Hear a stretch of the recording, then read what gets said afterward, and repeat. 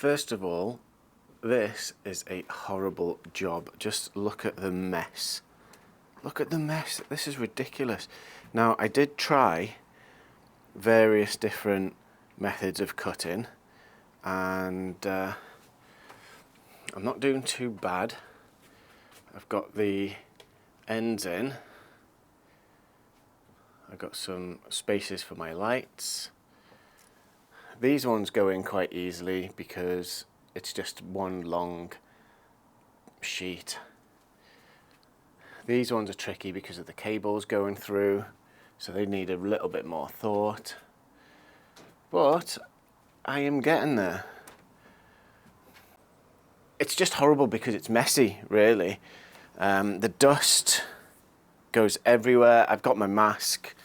I did have some specs. I had some like safety glasses. They did not work at all because this stuff just, it falls from there and it goes everywhere. I've got all of that to do. So yeah, I've got some work to do. Right. So I've done this entire back section now. The roof is split with these noggins, and the original plan was for the spaces in between the noggins to be filled by one entire length of the board. However, the cables for the lights makes that impossible. So I'm having to break up the board where the cables are. I've done this entire back section now, and as luck would have it, where has it gone? So once I put these panels up into the ceiling and pushed it out to the overhang, I was left with a gap here, and my original plan was to use this stuff to just fill that gap. But as luck would have it, the old offcuts that I've got from when I insulated the floor fit perfectly in that gap. In fact, they fit with a bit more friction. I had to basically get this block and like hammer it in. So yeah, so instead of just like stuffing some insulation in there, I've got actual PIR, the full width of that top plate, which just is really good. It just means it's a lot more insulated now, and it's a better seal, really, all round. I've done the gaps for the lights, 100mm all the way around the center, so you know, a 200 by 200 square basically, and then recessed that up. But this stuff is really, really bad. I hate it. It's really messy. I've tried, what have I tried doing to cut it? So what I'm actually finding myself having to do is I use a circular saw to cut almost all the way through, all the way along the straight line, and then I go through that with my saw, using using the hole that the circular saw has made as, you know, to keep the saw at a right angle. And if you keep it at a shallow angle as you're cutting, it will stay in that groove, because if you just do that, then you might twiddle. But keep it at a low angle, and that's giving me really good 90-degree cuts. But because it's a saw blade, I'm getting a lot of dust. Now, I was originally quite excited to use this new blade for the jigsaw, but if we have a look, you can basically see how flexible that blade is. And what that means is as you're going along, you'll start off perfectly straight, but then by the time you get to the end, the blade's done this. And you get to the end and you've got a really big taper on the cut, which is absolutely no good. So while it cuts well, it's just not suitable for this particular job. So top tip, don't use a flexible blade in your jigsaw to cut PIR. At the back of the room, the insulation goes between the joists all the way to the back of the overhang. And then I showed you that smaller insulation was able to slot into that gap. Now I'm doing it different at the front. Because it's a bigger overhang, it doesn't really need to be insulated all the way to the front of that overhang. But at the front, you can see I've actually just cut the insulation to the entire size of that gap and pushed it in that way. And then I'll start the insulation boards on the inside from that fascia. The way I'm going about this is all of my joists have got 400mm spacers.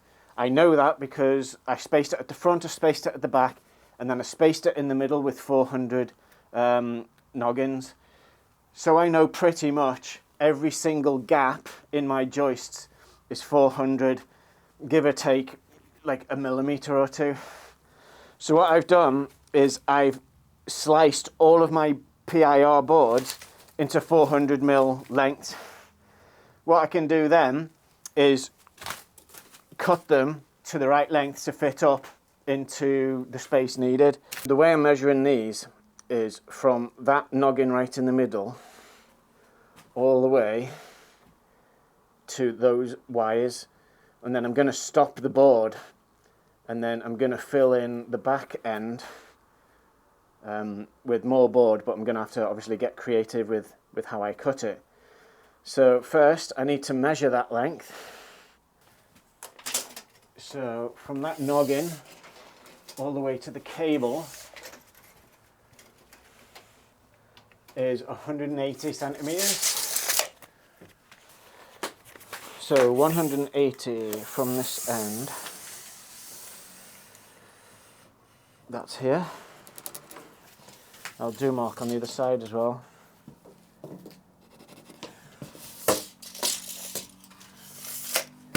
And then using a straight edge, draw a nice line right the way across.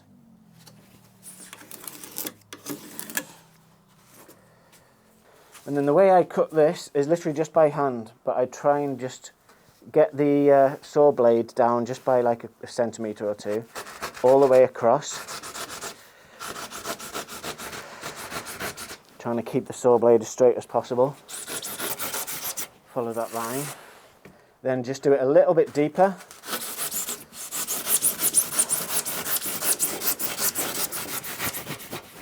And then I lift the whole thing on the end, and then I come through.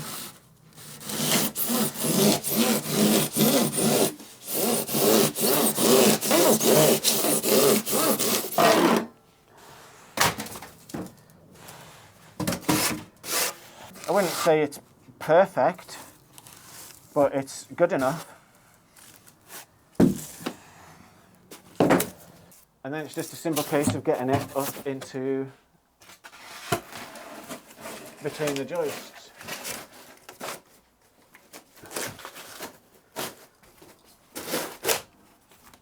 Perfect fit.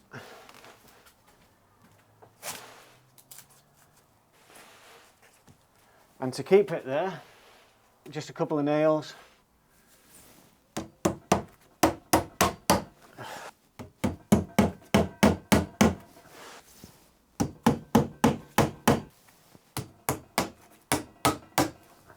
And even though this is friction fit and it's flush to the underside of the roof boards, these nails just, in case there's any expansion of the wood, these nails just kind of keep the insulation where they should be. And that's how you insulate a roof. Well, that's most of the ceiling insulated now. I'm going to leave it for tonight, but yeah, I'm tired. It's the end of the day, so see you tomorrow. What a nightmare. I hate PIR. It's the worst stuff in the world. It gets in your eyes. Breathing it wasn't too bad because I had a mask on, but absolutely no eye protection that you can wear helps against this dust, because it gets behind your specs and everything. It's all finished now. I've done all of the insulation is done. All I need to do now is fit the vapor barrier around the whole room, around the ceiling, around the walls. and then cut it around the doors and windows. I'm not going to put that on video because I'm really pushed for time. I don't have time to set up the camera and film myself doing a thing and then moving around the camera and the tripod. So that's going to be done in the background. The next time you see me will be after the plasterers have been. So when the plasterers come in, we've got to sort out some of the holes for the sockets and for the lights, and then after that it's some of the finishing touches on the outside of the building. So yeah, thanks for watching, like and subscribe, and I'll see you next time.